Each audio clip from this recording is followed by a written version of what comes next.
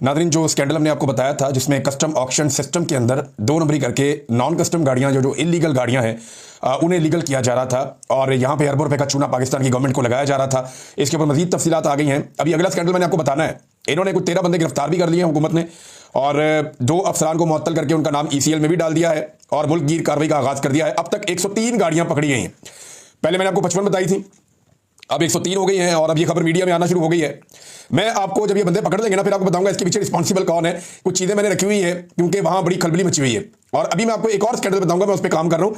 बड़ी जल्दी चीज़ें आपके सामने आ जाएंगी। तो ये जो स्कैंडल हमने पकड़ा अरबों रुपए का, उसमें अब बंदे पकड़े जाना शुरू हो गए हैं, गाड़ियों का पता चल गया है और बाकी गाड़ियां अभी ढूंढी जा रही हैं। मैंने आपको कहा था ना कि ये 24 घंटे का काम है, लेकिन हुकूमत बड़ी सुस्त है, निज़ाम बड़ा सुस्त है, इसमें वो ज़्यादा टाइम ले रहे हैं। बहुत जल्दी आपको बाकी गाड़ियाँ और सारी चीज़ों का अंदाज़ा हो जाएगा। नाज़रीन, जो मौलाना खानजेब साहब की शहादत हुई, इसके ऊपर एक तो मीडिया का दोगला जो एक रवैया है वो बड़ा अफसोसनाक है। बहुत सारे सहाफ़ियों ने इसकी निशानदेही भी की है। यहाँ बलूचिस्तान में हमारे पंजाब के रहने वाले नौजवानों को जो मुसाफिर थे उन्हें शहीद किया गया और 9 मुसाफिरों को बसों से उतार कर शहीद किया गया। यानी बलूचिस्तान में हालात ही बहुत ख़राब है। यानी जब दिल करता है वो ट्रेनिंग अगवा कर लेते हैं पूरी की पूरी, जब दिल करता है वो बसें अगवा कर लेते हैं पूरी की पूरी। अब 2 बसें जा रही थी, दोनों बसें ही अगवा कर दी। उनके अंदर तसल्ली से उन्होंने एक एक करके बंदा चेक किया, उनके कागजात चेक किए, पंजाब के बंदे अलग किए, उनको उतार कर लेकर चले गए, ले जाके उन्हें कत्ल कर दिया। मजाक बना के रख दिया मुल्क का। क्या बलूचिस्तान पाकिस्तान का हिस्सा नहीं है? क्या हम वहां पे टैक्स नहीं देते? क्या वहां पे सिक्योरिटी फोर्सेज मौजूद नहीं है? क्या उन सिक्योरिटी फोर्सेज का भारी बजट नहीं है? कौन है रिस्पॉन्सिबल इसका? कोई एक बंदा जिम्मेदारी कबूल करके इस्तीफा देगा? कोई भी नहीं देगा। किसी एक बंदे को जिम्मेदार ठहरा के उसको हटाया जाएगा उसके ओहदे से या उसको सजा दी जाएगी, अकाउंटेबल किया जाएगा? किसी को भी नहीं किया जाएगा। सिर्फ जज्बाती बयान दे देते हैं। हम अपनी चंद माओं की तस्वीरें और वीडियोस लगाते हैं कि जनाब देखो वो कितने हौसले से खड़ी है। माएँ तो हौसले के साथ खड़ी है, वो तो कुर्बानी दे रही है, लेकिन उनके बच्चों की जानें बचाने के लिए जो बॉर्डर पे लड़ने तो नहीं गए हुए थे बेचारे। मजदूर लोग थे यार, पंजाब से मजदूरी करने के लिए गए हुए थे। ना इनका किसी लड़ाई से ताल्लुक है, ना ये ज्यादा जानते हैं इन चीजों के बारे में। ये तो अपनी मेहनत मजदूरी करने वाले लोग हैं। वो 2 बेटे आ रहे थे अपने वालिद के नमाज़े जनाजा के लिए, दोनों को शहीद कर दिया गया। अच्छा, अब मीडिया जो है वहां पे चला रहा है कि शहीद कर दिया गया, फितनतुल हिंदुस्तान। इन्होंने जनाब ये जो दहशतगर्द हैं, इनके दहशतगर्दों ने क्वेटा से लाहौर जाने वाली बस से 9 मुसाफिरों को अगवा करके शहीद कर दिया। दूसरी तरफ मौलाना खानजेब ये अमन के लिए आवाज उठा रहे थे, ये मार्चेस कर रहे थे, ये पाकिस्तानी एस्टेब्लिशमेंट के खिलाफ खड़े हुए थे, इनको कत्ल कर दिया गया। इब्तदाई रिपोर्ट के मुताबिक 2 मोटरसाइकिलों पे 5 बंदे आए और उन्होंने 35 के करीब गोलियां चलाई इनकी गाड़ी पे। इनका एक सिक्योरिटी वाला और एक ये शहीद हो गए। अब मौलाना खानजेब वाली खबर के अंदर क्या लिखा जा रहा है, ये जियो की 2 आप स्क्रीनशॉट देख लें। रवि ताहिर साहब ने भी लगाए हुए, कुछ और दोस्तों ने लगाए हुए थे कि बाजोड़ में फायरिंग से ANP रहनुमा मौलाना खानजेब समेत 2 अफराद जाँ बहक। एक तरफ शहीद, एक तरफ जाँ बहक। मेरे ख्याल में मीडिया को भी अपना किबला दुरुस्त करना चाहिए। वो शाह से ज्यादा इतना शाह का वफादार ना बने। मौलाना साहब का नमाज़े जनाजा जो है उसमें बहुत बड़ी तादाद में लोग शरीक हुए और ये एक ऐलान है, ये ऐलान है ऑपरेशन के खिलाफ, जिसके खिलाफ मौलाना साहब बात कर रहे थे, या ये ऐलान है कि मौलाना का जो नजरिया था उसके साथ लोग खड़े हैं कि ये ज्यादती है, ये नहीं होना चाहिए। खासतौर पर ऑपरेशन के हवाले से, मादनियात पे कब्जे के हवाले से, वसाइल पर कब्जे के हवाले से और खैबर पख्तूनख्वा के कबायली इलाकों में लोगों की जिंदगी तंग करने के हवाले से, ड्रोन हमलों के हवाले से इनका बड़ा एक सख्त मौक़िफ़ था। बहुत बड़ी तादाद में लोग आए और लोगों ने एहतजाज किया है। मुराद सईद ने एक ट्वीट किया, मैं आपको बताता हूं। लेकिन बाड़ा खैबर में जो जिला है खैबर, वहां पे एक बहुत बड़ा मार्च हुआ है, अमन मार्च। अगर आप इसके मनाज़िर देखें तो आप हिल जाएंगे। बहुत बड़ी तादाद में लोग निकले और इन्होंने मिलिट्री ऑपरेशन की सख्त मुखालफत की है, सख्त मुखालफत की है कि मिलिट्री ऑपरेशन नहीं होना चाहिए, ड्रोन हमने बंद होने चाहिए। और ये लोग जो हैं ये ना सिर्फ सूबाई हुकूमत, वफाकी हुकूमत, बल्कि फौजी की आदत से भी सख्त नाराज नजर आए। जो तकारीर वहां पे हुई वो पश्तो में हो रही थी। अगर आप उन्हें सुने तो आपको आइडिया हो जाता है कि जो नौजवान वहां तकारीर कर रहे थे या जो लोग वहां पे मौजूद थे वो ना सिर्फ फौजी की आदत से नाला हैं, बल्कि वो वफाकी हुकूमत के साथ साथ सूबाई हुकूमत से भी नाराज हैं। और वो बार बार ये कह रहे थे कि हम किसी को नहीं छोड़ेंगे अगर हमारे इलाके का अमन तबाह किया गया तो। वो नारे जो पहले मरियम नवाज लगवाती थी, ये जो दहशतगर्दी है इसके पीछे वर्दी है, अब वही नारे हमने यहां पे भी देखे। यानी ये इस नहज तक मामला पहुंचाया क्यों गया? बार बार क्यों ऐसा कत्लेआम होने दिया जाता है? सिक्योरिटी क्यों नहीं दुरुस्त की जा रही? बॉर्डर को क्यों नहीं महफूज किया जा रहा? ऑपरेशन के नाम के ऊपर लोगों को क्यों हमेशा उनको बेघर किया जाता है, उनके वसाइल पे कब्जा किया जाता है? ये वहां के लोगों की शिकायत है और वो बार बार ये कहते हैं, खासतौर पर ड्रोन हमलों को लेकर। अब ड्रोन क्योंकि आजकल बहुत ज्यादा वहां फिजाओं में लोगों को खौफजदा कर रहे हैं। ये मुराद सईद ने इसके बारे में एक ट्वीट भी किया था, पहले बताया था कि ड्रोन के जरिए से लोगों को खौफजदा किया जा रहा है। तो अब वहां पे पाकिस्तान की एस्टेब्लिशमेंट के खिलाफ, इवन फौज के खिलाफ नारेबाजी हो रही है।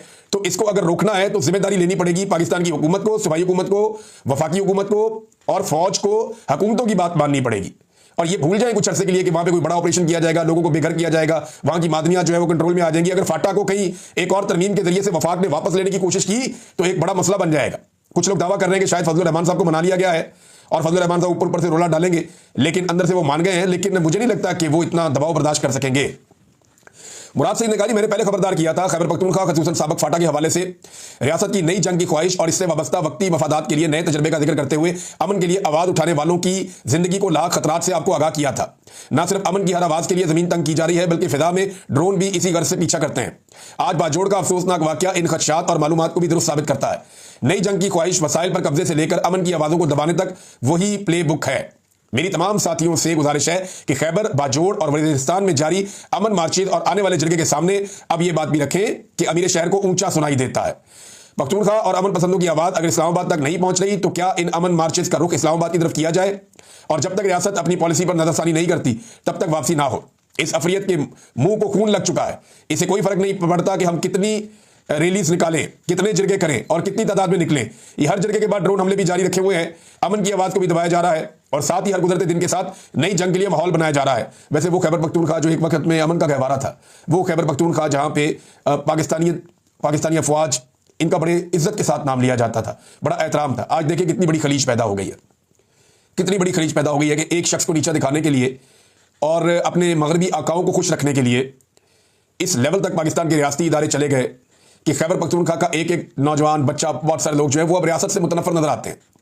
वो पाकिस्तान को ओन करते हैं, उनके अंदर पाकिस्तानियत है।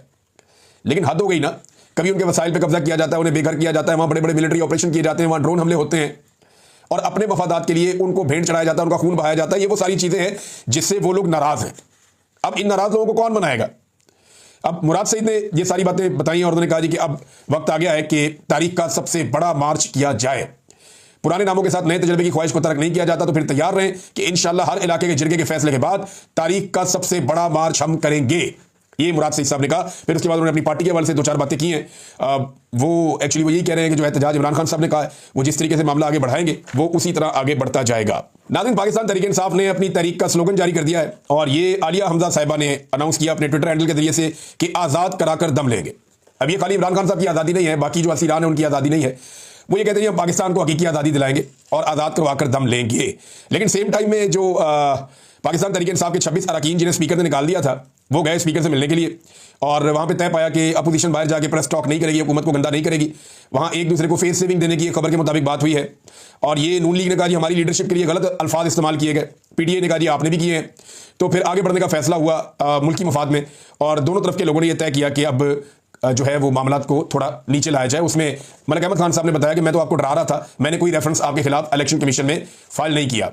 तो ये और इलेक्शन कमीशन ने इसकी तरदीद भी नहीं की थी, आप अंदाजा करें।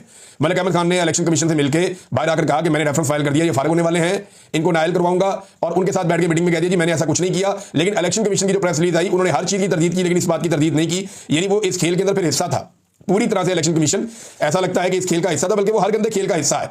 नाज़रीन, एक और खबर है तो पूरी कौम को जो है वो ये कहानी सुनाई जा रही है कि फितनतुल हिंदुस्तान और दूसरी तरफ हिंदुस्तान के साथ तिजारत की जा रही है। भाई एक ही चीज हो सकती है ना, या तो आप ये कहें कि पाकिस्तान में सारी दहशतगर्दी इंडिया बाय डिजाइन कर रहा है। अजीत डोभाल का नाम लिया पाकिस्तान के पाक फौज के तर्जमान ने और फितनतुल हिंदुस्तान को कुचलने का आज़म किया कोर कमांडर कॉन्फ्रेंस के अंदर, तो बड़ी अच्छी बात है। लेकिन सेम टाइम में अगर आप इंडिया के साथ तिजारत कर रहे होंगे या इंडिया से माल ले रहे होंगे तो इस पर कौन भरोसा करेगा? यानी जिस महीने आपकी इंडिया के साथ लड़ाई चल रही थी उस महीने भी तिजारत चल रही थी। अब ये एक महीने पहले की एक और रिपोर्ट है, तिजारती पाबंदियों के बावजूद इंडिया से $13.6 मिलियन का केमिकल खरीदने का मेगा स्कैंडल सामने आ गया। ये किस्मत खान साहब ने खबर रिपोर्ट की है और ये खबर बाकायदा जो है वो अखबारात में भी छप गई है। ममनुआ केमिकल की दरामद, 4 अरब करप्शन का स्कैंडल बेनकाब हो गया। कासिम अब्बासी साहब की यह खबर है इस्लामाबाद से और वो ये कह रहे हैं 4 अरब रुपए मालियत का करप्शन का बड़ा स्कैंडल सामने आया जिसमें भारत से मिथाइल ब्रोमाइड MB नामी ममनुआ केमिकल गैर कानूनी तौर पर दरामद किया गया। इंडियन मिथाइल ब्रोमाइड को जाली इजाजतनामों पर पाकिस्तानी सप्लाई चेन में दाखिल होने दिया गया। अब आप अंदाजा करें कि 5 अगस्त 2019 से हमारे तजारती ताल्लुकात मुनक़ता और वो इमरान खान साहब ने किए हुए थे। आप इंडिया से चीजें मंगवा रहे हैं, कैसे हम कौम को बेवकूफ बनाते हैं। एक तरफ हम कहते हैं फितनतुल हिंदुस्तान पाकिस्तान में बार बार हमले कर रहा है, दूसरी तरफ हम इंडिया से चीजें मंगवा के यहां मुनाफा कमा रहे हैं लोग, और वो भी वो चीजें जो ममनुआ चीजें वो मंगवा रहे हैं, तजारती पाबंदियों के बावजूद मंगवा रहे हैं। नाज़रीन, नून लीग के मौक़िफ़ में एक छोटी तब्दीली आई है एहतजाज को लेकर, जो पाकिस्तान तहरीक इंसाफ करने जा रही। बार बार तब्दीली आती है, खासतौर पर इमरान खान साहब के बेटों को लेकर। कभी कहते हैं गिरफ्तार करेंगे, कभी कहते हैं उनको प्रोटोकॉल देंगे, कभी कहते हैं जी उनकी मुलाकात करवाएंगे, कभी कहते हैं जी इतना वो कर ले इससे ज्यादा ना करें। अभी उन्होंने खुद से अनाउंस भी नहीं किया, सिर्फ अलीमा खान साहबा ने एक स्टेटमेंट दिया उन बच्चों से बात करने के बाद कि वो आना चाहते हैं पाकिस्तान और वो अपने वालिद की आज़ादी के लिए खुद जोर लगाना चाहते हैं। अब मेरा नहीं ख्याल कि पाकिस्तान की तरफ वो बड़ी एहतजाजी तहरीक चला के उसको लीड करेंगे, ऐसा नहीं है। वो अपने वालिद की आज़ादी के लिए कोशिश जरूर करेंगे, उनका ये हक है, लेकिन एक पॉलिटिकल पार्टी को वो लीड नहीं कर सकते। जो हुकूमत है उनका ये कहना है कि गैर मुल्की शहरियों को पाकिस्तान में एहतजाज नहीं करना चाहिए। मेरे ख्याल में ज़्यादा बेहतर यह है कि ये दोनों नौजवान आए, अपने वालिद से मुलाकात करें, अपने वालिद से तफसीलात लें, सारी चीज़ें पूछें, उनसे इंस्ट्रक्शन लें और उसके बाद वापस पूरी दुनिया में जाकर मुख्तलिफ जगहों पर अपने वालिद के लिए और पाकिस्तान के अंदर जो इंसानी हकूक़ की पामालियाँ हैं उस हवाले से आवाज़ उठाएं। अगर वो मौसर तरीके से ये आवाज़ उठा सकते हैं तो, और क्योंकि वो इमरान खान साहब के बेटे हैं तो उनकी बात दुनिया सुनेगी भी और उनकी बात में वजन भी होगा, तो वो एक रोल प्ले कर सकते हैं। पाकिस्तान के अंदर बैठ के एहतजाज करने में यहाँ मिलिट्री एस्टेब्लिशमेंट को कोई फर्क नहीं पड़ता। जब तक कि पूरा पाकिस्तान बाहर नहीं आता, मिलिट्री एस्टेब्लिशमेंट को कोई फर्क नहीं पड़ता। इन्हें कोई ये ढीठ हो गए, इनको परवाह नहीं है। ये कहते हैं आवाम निकलती है, ठीक है, थक के वापस चली जाती है, कोई बात नहीं। जो नहीं वापस जाता उसको गोलियां मारो, और जो फिर भी रह जाता है उसको उठा के जेलों में डाल दो। जो फिर भी बच जाए, गोलियों से भी बच जाए, उसको उठा के जेल में डाल दो।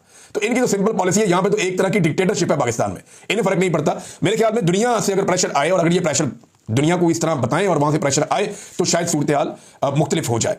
नाज़रीन, एक और कार्रवाई डाल दी टिकटॉकर ने। ये हर चौथे दिन कोई ना कोई कार्रवाई डाल देते हैं। अब मरी के अंदर एक अस्पताल है, उसका नाम है शामली सेंटोरियम। ये बहुत पुराना हॉस्पिटल है। यहाँ पे मरीजों का इलाज करने के लिए पंजाब भर से और मुख्तलिफ एरिया से मरीज जाते थे। अब इसका नाम भी जो है, इसका जो कार्डियोलॉजी वाला इसका सेक्शन, उसका नाम भी नवाज शरीफ के नाम से मंसूब कर दिया गया। ये एक्चुअली करते क्यों है, जरा समझें आप। लगभग 2,300 इदारे हैं जिनके नाम मरियम नवाज शरीफ इस खानदान के नाम पर रखे गए हैं। हालांकि इनमें ज्यादातर इदारे वो हैं जो इनके शायद पैदा होने से पहले के भी हों, ज्यादातर वो हैं जो दूसरे लोगों ने बनाए हुए हैं, ज्यादातर वो हैं जो पहले से चल रहे हैं और बने हुए हैं, बेशुमार बने हुए हैं। ये क्यों अपने नाम के ऊपर उनका नाम रखते हैं, ये मैं आपको अब बताने लगा। ये ज्यादातर नाम अपने नामों पे इसलिए रखते हैं ताकि कल को ये आवाम को ये कहें कि देखा ये भी हमने बनाया था, ये भी हमने बनाया था, ये भी हमने बनाया था, ये भी हमने बनाया था। हालांकि बनाया इन्होंने कोई नहीं है। ये सारा का सारा पब्लिक मनी है, ये सारा का सारा आवाम का पैसा। इस तरह तो इमरान खान ने बेशुमार प्रोजेक्ट बनाए थे। परवेज इलाही से ज्यादा तो रफ्तारी किसी की नहीं थी प्रोजेक्ट बनाने की। वो भी हर चीज के ऊपर परवेज इलाही का अपना नाम लिख देता। 1122 के ऊपर वो परवेज इलाही इमरजेंसी का उसका नाम लिख देता। पंजाब परवेज इलाही इमरजेंसी सर्विसेज बना लेते। जो उन्होंने अस्पताल बनाया उसको भी ये कर लेते। हालांकि वो लोग करते रहे ये लोग काम इस किस्म के, लेकिन हद हो गई है वैसे शरीफ खानदान की भी कि इन्होंने तो तबाही फेर दी है। हर चीज पे अपना नाम चिपका देते हैं, चाहे वो इन्होंने बनाई हो चाहे वो किसी और ने बनाई हो। ज्यादातर चीजें किसी और ने बनाई हो, उन पे अपना नाम इसलिए लगाते हैं कि चलो बनाई किसी और ने, नाम साडा लग जाए। दूसरे का क्रेडिट लेने की भी इनकी बड़ी ख्वाहिश है। अभी इनका एक स्कैंडल मैं लेकर आऊंगा थोड़े दिनों तक। जो इमरान खान साहब ने घर बनाए थे उनको मरियम नवाज और उनकी हुकूमत कैसे इस्तेमाल कर रही है और वहां पे क्या किया जा रहा है, मेरे से रब्ता किया है लोगों ने, वो मैं आपको बताता हूं। गंडापुर के लिए मुश्किलात पैदा होने जा रही हैं खैबर पख्तूनख्वा असेंबली में। उसकी वजह यह है कि अब तक उनको फ्री हैंड था। फ्री हैंड मतलब कि आए बैठे बात करें, जो दिल करता था बोल देते थे। तो मुखालफत का इतना सामना नहीं था। अपोजिशन बेचारी बहुत ही नन्ही मुन्नी सी थी, इलेक्शन ही नहीं जीती अपोजिशन। लेकिन सुप्रीम कोर्ट ऑफ पाकिस्तान ने जो माल गनीमत के तौर पर मखसूस नशिस्तें बांटी हैं, उसके बाद जो PMLN people's party Fazlur Rahman साहब और दीगर पार्टियों की जो खवातीन MPAs आने वाली हैं सूबाई असेंबली में, वहां पे खैबर पख्तूनख्वा में, अब आप देखिएगा तमाशा। वहां जो MPAs अब पहुंचने वाली हैं सूबाई असेंबली के अंदर, उनका रोला आप चेक कीजिएगा जिस तरह की खवातीन आ रही है।